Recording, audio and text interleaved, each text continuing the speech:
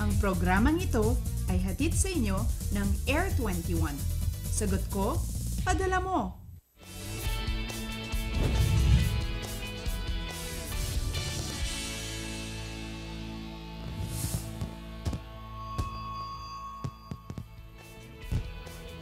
Magandang gabi Pilipinas! Mga kababayan sa Luzon, Visayas at Mindanao, ilang minuto na lamang bagong taon na. I'm sure handa na kayong mag-ingay, mag-party at overall mag-enjoy kasama ang inyong mga pamilya sa pagsalubong sa bagong taon. At ngayong mga huling minuto ng 2013, kasama niyo pa rin kami live mula sa Pag-asa Weather and Flood Forecasting Center. Ako po ang inyong weather girl April Enerio at ito ang Panahon TV kung saan walang pinipiling panahon ang pagbibigay impormasyon. Magsimula tayo sa isang New Year's trivia. Alam niyo ba na ang early Roman calendar ay meron lamang 10 months at 304 days? Ginawa po ito ni Romulus, ang founder of Rome noong 8th century BC. Later on na pagdesisyon na ni Julius Caesar na ipakilala ang Julian calendar. Kabilang dito ang pagtatalaga ng January 1 bilang ang unang araw ng taon. Dahil na rin po yan sa pangalan ni Janus, ang Roman god of beginnings. At meron itong 12 months at 365 days a year.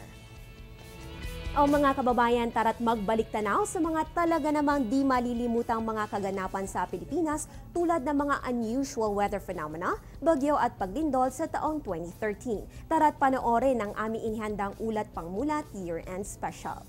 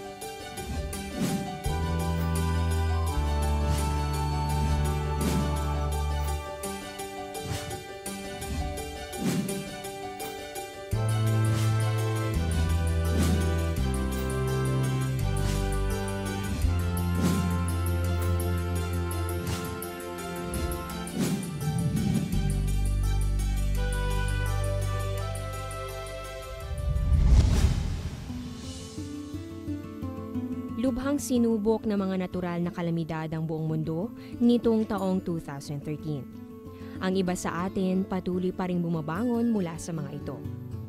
Halina't ating balikan ang ilan sa mga naranasan nating hamon ng panahon.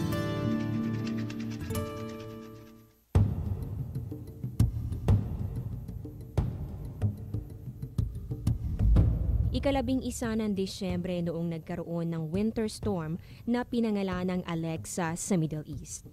Kagulat-gulat ang pag-ulan ng niebe o snow sa mga bansa tulad ng Egypt, Turkey, Jordan, Israel at Palestine. Sa Lebanon at Syria naman, umabot ng below zero ang temperatura dahil sa matinding snowfall. Ang dati mga disyerto sa isang iglap ay nabalutan ng yelo. Ang habagat naman ang naging sanhi ng kalamidad sa Luzon at Visayas ngayong taon.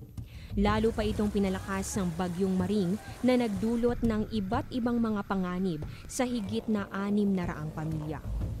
Bagamat mababa ang bilang ng nasawi, malaki naman ang danyos na iniwan nito.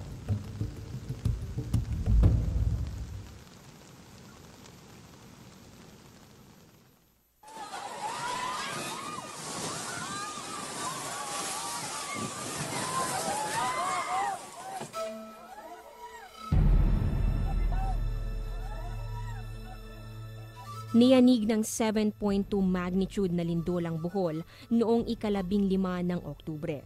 Sa isang minuto, higit sa 200 buhay ang naglaho.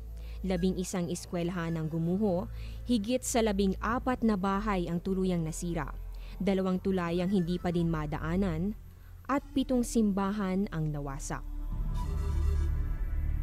Higit sa 2 bilyong piso ang naitalang danyos, kasama na ang pagkasira at pagguho ng mga simbahang itinayo ilang siglo nang nakakaraan.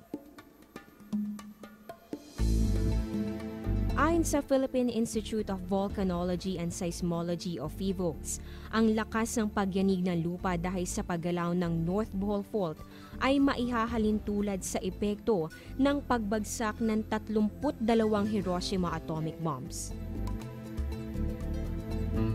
Base sa seismic activity, nasa 40 hanggang 70 kilometro ang haba ng North Bohol Fault na posibleng tumatagos sa mga bayan ng Buena Vista, Inabanga, Clarin, Tubigon, Calape at Loon.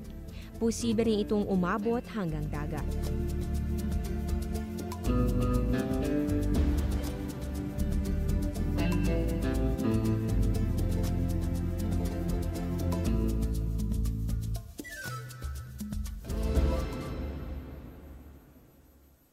Ngayong taon, 25 bagyo ang dumaan sa ating bansa at 9 sa kanila ay nasa typhoon category.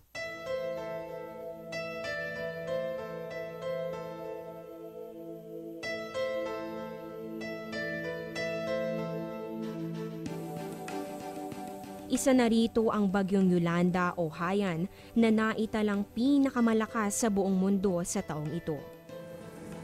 Ayon sa Pag-asa, maihahanay ito sa pinakamalalakas sa bagyo sa kasaysayan ng mundo. 8 oras na nalasa ang bagyong Yolanda sa Eastern Visayas noong ika-8 ng Nobyembre.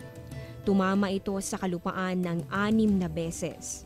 Tuluyan na lang itong lumabas ng Philippine Area of Responsibility noong sumunod na araw sa ganap na 1:30 ng hapon. Ngayong araw nga po ay magsisimula ng bumuti ang lagay ng panahon. Dito po yan sa buong bansa dahil nga po nakalabas na ng bansa si Bagyong Yolanda. Bangungot din kung maituturing ang storm surge na dulot ng Bagyong Yolanda. 7 metro o sintaas ng 2 palapag na bahay ang along lumamon sa mga tahanang nakatayo 1 kilometro mula sa dalampasigan.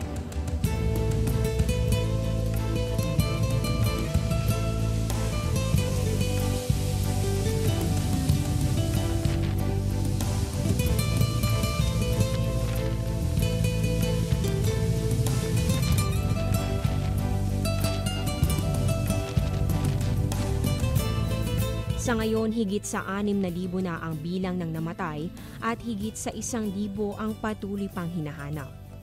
Kabilang sa nawawala ang 42 gulang na si Salvacion Avestruz, isang weather observer sa istasyon ng Pag-asa sa Tacloban. Tinatayang higit sa 36 na bilyong piso naman ang naiwan nitong danyos sa infrastruktura at agrikultura. Kabilang na riyan ang nasirang Doppler radar ng Pag-asa sa Giwan na may halagang 450 million pesos.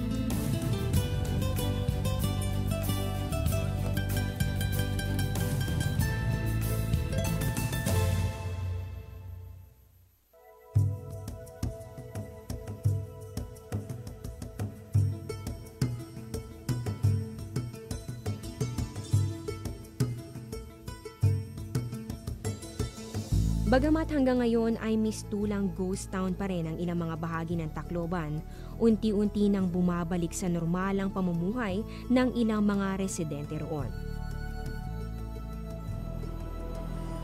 Dumadagsa pa rin ang tulong mula sa iba't ibang panig ng mundo, isang patunay na ang bayanihan hindi lang kaugaliang likas sa ating mga Pilipino, kundi pati na rin sa buong sangkatauhan.